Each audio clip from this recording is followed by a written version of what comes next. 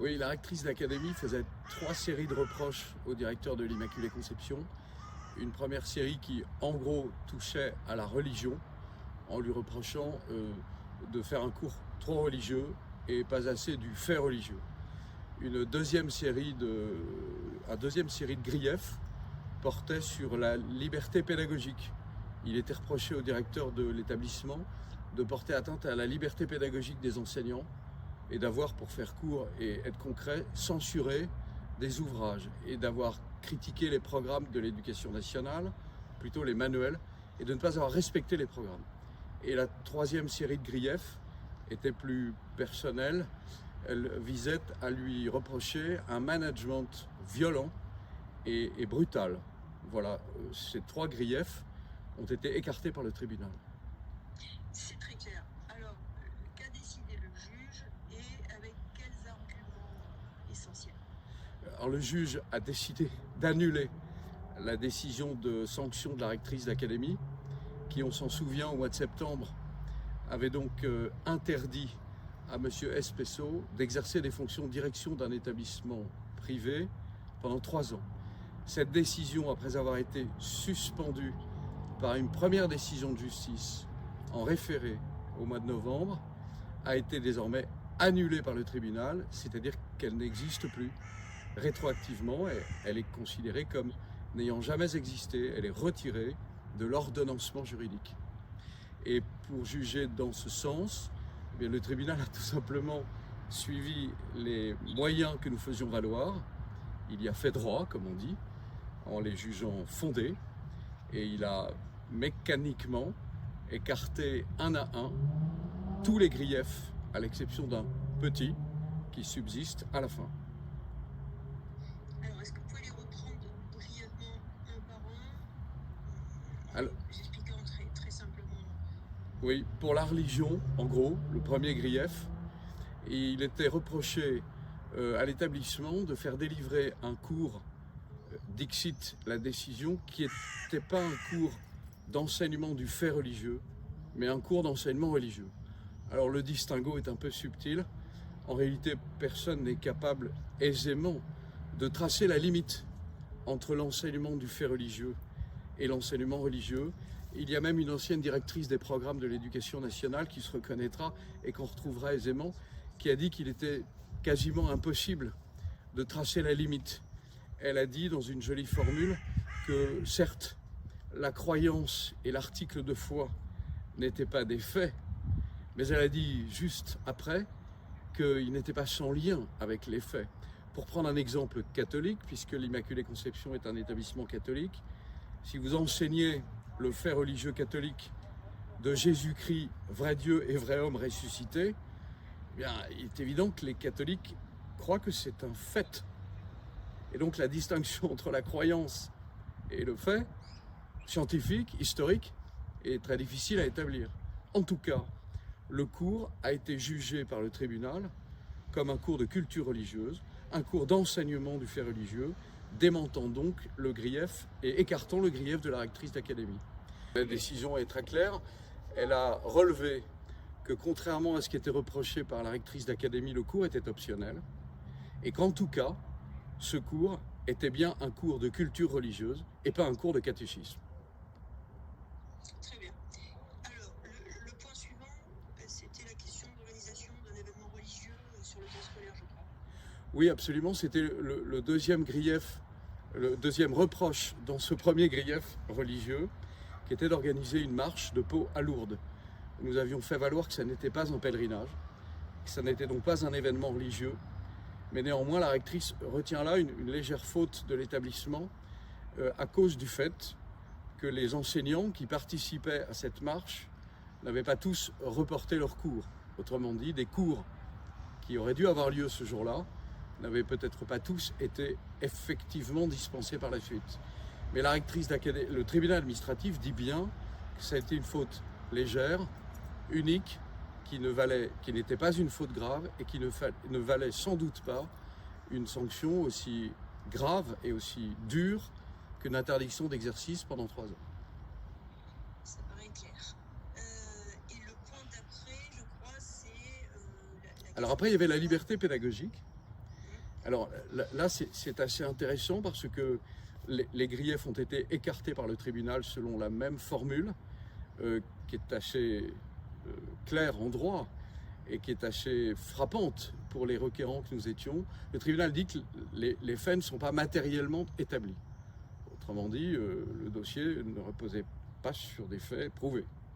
Autrement dit, la décision reposait sur des affirmations, des considérations, des interprétations, mais pas des faits.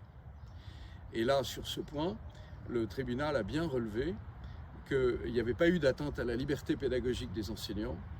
Et au contraire, le tribunal, en creux, a jugé que le directeur était, lui, fondé à librement faire écarter certaines lectures du centre de documentation de l'établissement qui avaient été jugées inappropriées à raison par la direction pour des élèves de 6e ou de classe de 4e, qui étaient presque pornographiques et en tout cas vraiment inappropriées. Donc la liberté qui a été reconnue là, c'est la liberté du directeur, au nom du caractère propre de l'établissement, de rappeler aux enseignants qu'ils doivent certes respecter la liberté de conscience, mais qu'ils doivent aussi enseigner dans le cadre du projet de l'établissement, qui est ici dicté par le caractère propre, c'est-à-dire le caractère catholique de l'établissement. Et en l'occurrence, les livres qui ont été retirés n'étaient pas des livres qui étaient au programme de ton côté. Alors, le tribunal a pertinemment relevé en plus qu'un ouvrage retiré du CDI n'était au surplus pas au programme, et donc on ne voyait pas du tout en quoi on pouvait reprocher au directeur de l'avoir fait retirer. J'avais fait observer au tribunal que reprocher au directeur une atteinte à la liberté pédagogique pour avoir fait retirer un ouvrage licencieux revenait à considérer que la liberté pédagogique permettait à un professeur de faire lire des ouvrages licencieux à des lycéens, ce qui était tout de même un comble. Ouais. Et quant aux critiques éventuelles à l'égard de l'école du futur, qu'est-ce que vous voulez en dire? Bonjour. Non, je ne critique pas en tant que telle l'école du futur. Je défends une école qui promeut l'élitisme républicain, une école qui exige, une école qui transmet. Et donc, pour revenir sur l'histoire des programmes, je considère que les programmes sont des bornes inférieures.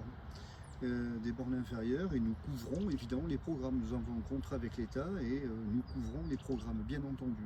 Mais une fois que les programmes sont couverts, rien ne nous interdit d'aller au-delà des programmes. Et c'est ce que nous proposons et c'est ce que nous faisons.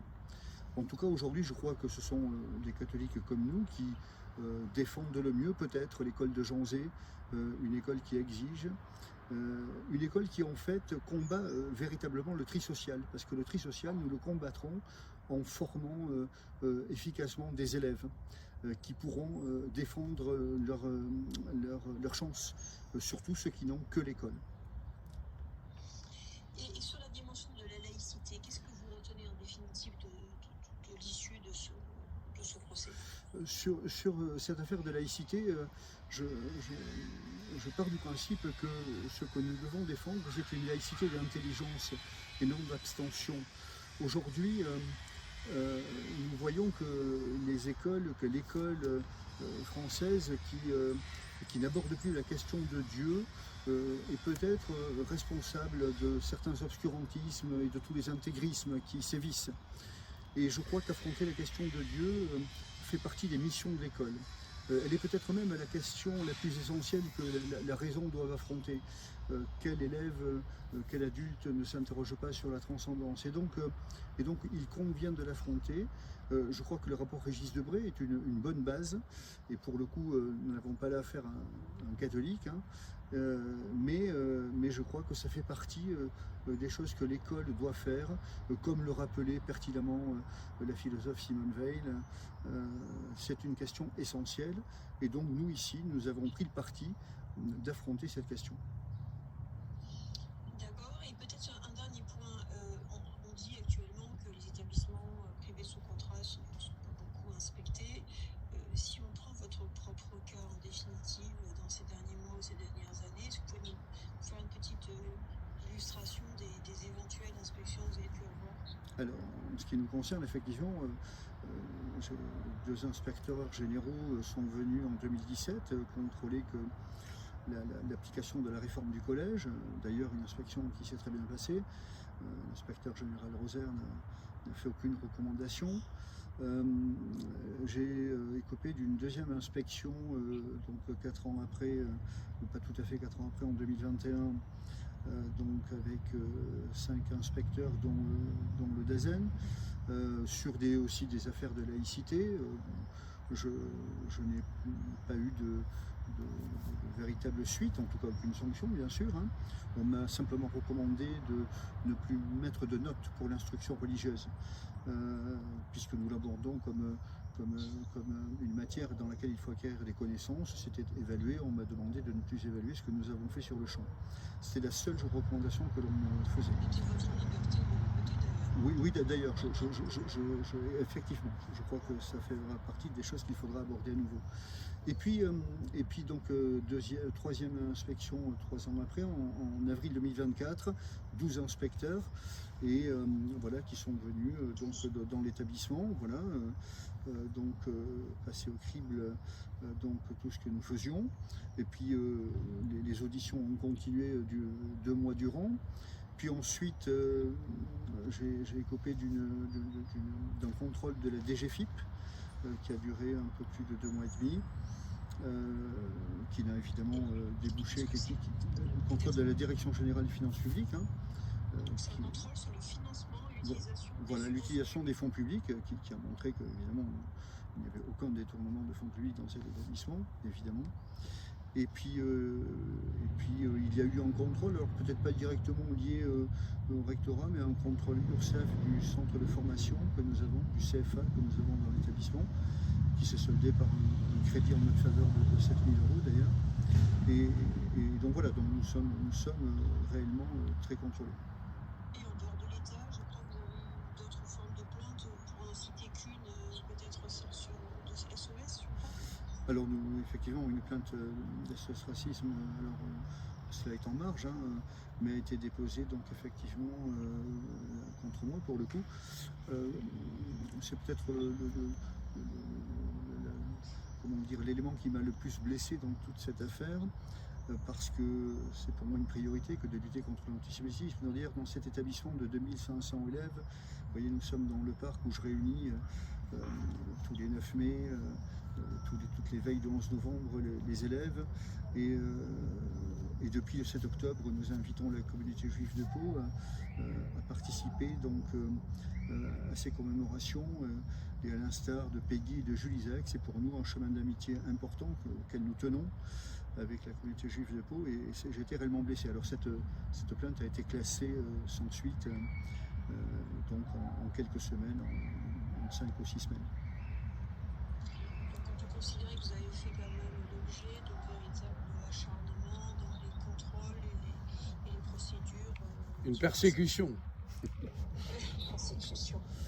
Bon, et vous sortez donc par le haut de toute cette affaire, totalement blanchie, à part une petite affaire qui paraît quand même bien bénigne, hein, de l'usage de votre droit quand même j'ai envie de dire, de pèleriner ou de marcher. Je ne sais pas exactement quelle était la nature du déplacement entre Pau et Lourdes, je crois.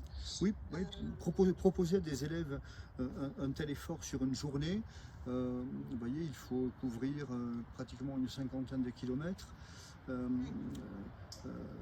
Proposer un tel effort, justement ne pas se moquer des élèves en leur demandant d'effectuer des choses difficiles, ne me paraît pas répréhensible. Et aller vers Lourdes est encore permis par le chemin Henri IV, et découvrir notre belle région. Alors ensuite, une fois arrivé à Lourdes, ceux qui le souhaitaient pouvaient passer à la grotte, seulement ceux qui le souhaitaient, puisque ici tout se fait en respectant la liberté de chacun, évidemment. D'accord, et si on prend un peu de recul, si on se dit, finalement cette affaire, c'est un peu tôt évidemment, puisque la décision est tombée aujourd'hui, mais si on se dit, voilà, qu'est-ce que tout ça apporte un peu plus largement en termes de reconnaissance de liberté et d'autonomie aussi dans l'organisation pour les écoles libres. C'est un peu tôt encore pour le dire, mais s'il y a peut-être 2 grandes idées, qu'est-ce que ça apporte? Qu'est-ce que ça consolide en termes de liberté? En tout cas, la liberté pédagogique ne saurait être de faire de nos établissements, qu'ils soient catholiques ou publics, peu importe, des voies d'eau d'idéologie, quelles qu'elles soient, quand bien même nous y goûterions. Je crois que c'est pas ça la liberté pédagogique. Et la liberté pédagogique ne consiste pas non plus à partir d'évidences et de construire des séquences pour valider les évidences desquelles nous partons. Voilà, moi je préfère une école de la pensée, parce que seule la pensée peut permettre à nos élèves d'éviter le pire. Nous avons vu dernièrement des crimes abominables commis par de jeunes gens. Moi, je ne crois pas à l'émotion, je ne crois pas que c'est l'émotion qui permettra d'éviter tel ou tel crime. Je crois que c'est en apprenant à nos élèves à penser, que nous éviterons donc le pire. Alors, la liberté, elle consiste peut-être à arriver aux évidences après avoir aidé nos élèves à mobiliser des connaissances, après leur avoir donné des fondamentaux solides qui leur permettront d'arriver aux évidences plutôt que d'en partir.